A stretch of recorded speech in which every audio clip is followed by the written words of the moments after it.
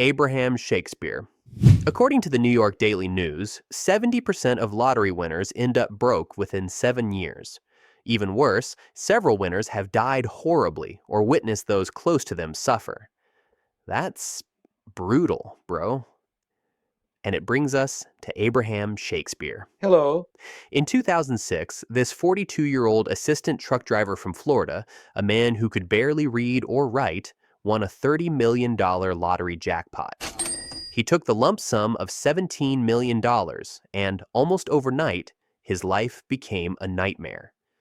He was known for his extreme generosity, letting homeless people stay in his house and handing out cash to anyone with a sob story.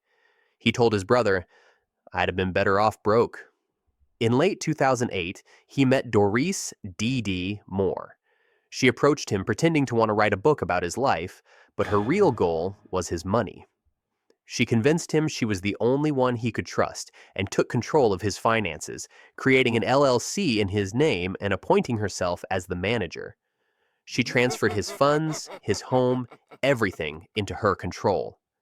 Then she isolated him from his family. In April 2009, Abraham Shakespeare was last seen alive.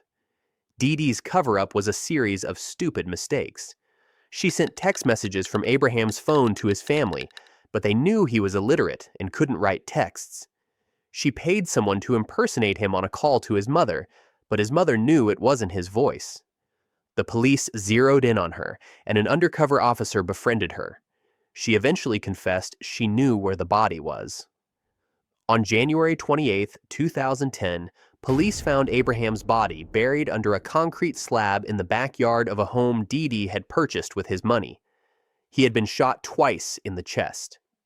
Dee Dee Moore was convicted of first-degree murder and sentenced to life in prison. A man who just wanted to be generous, eaten alive by the greed he attracted. David Lee Edwards. If Abraham Shakespeare's story is a tragedy of being too trusting, David Lee Edwards' story is a masterclass in self-destruction. In 2001, David, an unemployed ex-con from Kentucky, won a $27 million share of a Powerball jackpot. This was his chance to turn his life around. He held a press conference, flanked by his fiancée, and promised to use the money responsibly. He said, "I'm not going to blow this." He blew it, immediately. In the first year alone, he burned through $12 million. He bought a $1.6 million mansion in a gated community, a fleet of luxury cars including a Lamborghini, and a $1.9 million private jet. He bought a fiber optics company and a limo business. He filled his home with medieval armor and expensive antiques. He was living out a fantasy, a whirlwind of spending fueled by a lifetime of poverty and bad decisions. But the money only amplified his demons. Both he and his wife developed severe drug addictions, reportedly spending hundreds of thousands of dollars on narcotics. The mansion became a den of decay, littered with needles and filth. Within 5 years, all the money was gone.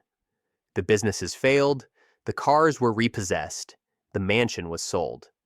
He and his wife ended up living in a squalid storage unit, surrounded by their own feces. His wife eventually left him and remarried. David Lee Edwards died in hospice care in 2013 at the age of 58, completely penniless and alone. His cause of death was listed as natural causes, but it was a death brought on by years of hard living and addiction, all funded by a lottery ticket that was supposed to be his salvation. It was a golden ticket that led directly to a slow, painful, and pathetic end. Urooj Khan. Sometimes the lottery curse doesn't wait for you to go broke. Sometimes it strikes with the speed and precision of a professional assassin. In 2012, Urooj Khan, a 46-year-old immigrant from India who owned 3 dry cleaning businesses in Chicago, won $1 million on a scratch-off ticket. He was a hard-working family man, and his plans for the money were modest: pay off his bills, his mortgage, and make a donation to a children's hospital. He opted for the lump sum payment, which, after taxes, came to about $425,000. On July 19, 2012, the state of Illinois cut him the check. The very next day, Urooj Khan was dead. He had eaten dinner with his wife, daughter, and father-in-law and went to bed. He woke up screaming in agony and collapsed. The medical examiner initially ruled his death was from natural causes, a hardening of the arteries. But a relative, who remains unnamed, was suspicious and pushed for a more thorough investigation. 6 months later, the results of a full toxicology screen came back. Urooj Khan had died of a lethal dose of cyanide. The case was officially reclassified as a homicide. The problem? There was no evidence. No container for the poison, no witnesses, no motive that could be proven. His body was exhumed, but the investigation stalled. To this day, no one has ever been charged in his murder. The timing is just too perfect to be a coincidence. He wins the lottery, gets the check, and is dead 24 hours later from a poison that is notoriously difficult to obtain. It's a perfect, unsolved murder. A man who worked his whole life for a piece of the American dream, only to have it turn into a death sentence the moment he cashed it in. Donald Savastano. This next story is a different kind of cruel. It's not about murder or greed. It's about the brutal, cosmic irony of fate. Donald Savastano was a 51-year-old self-employed carpenter from upstate New York. He was the kind of guy who worked with his hands his whole life, a blue-collar man without health insurance. For a while, he hadn't been feeling well, but like a lot of guys in his position, he put off going to the doctor. It was too expensive. He'd just tough it out. In December 2017, he bought a Merry Millionaire scratch-off ticket. He won $1 million. Suddenly, everything was different. He had plans.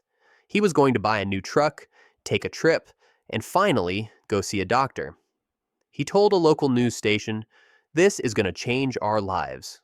He wasn't wrong, but not in the way he hoped.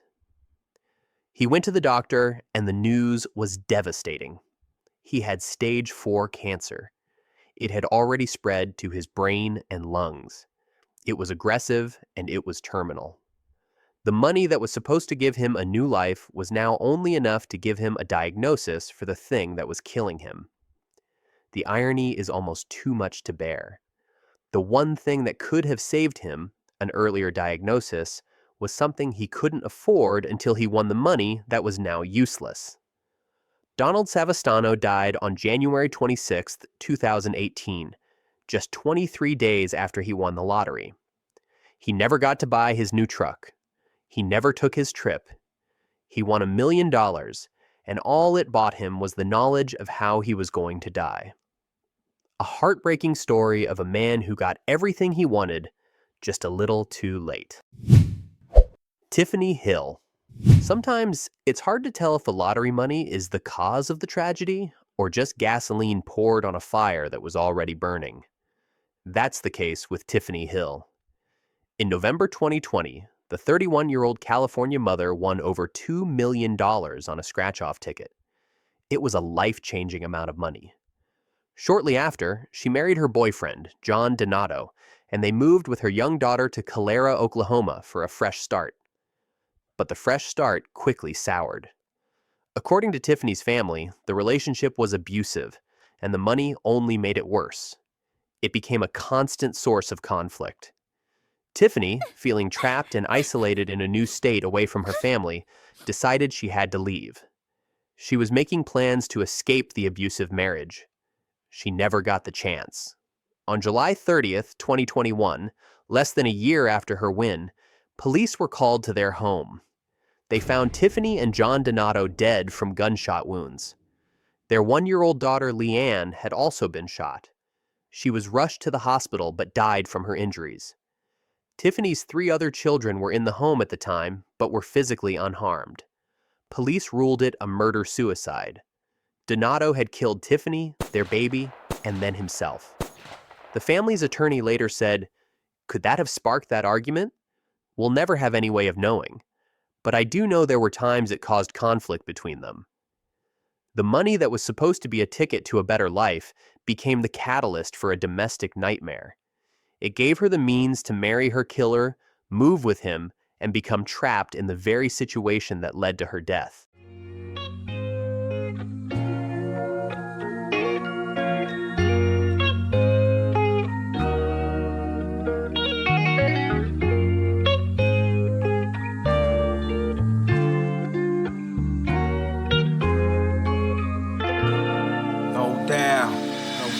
Our world will live is upside down. The planet done talking, things are turning around against you and me, him and her. The mother earth is unleashing the wrath.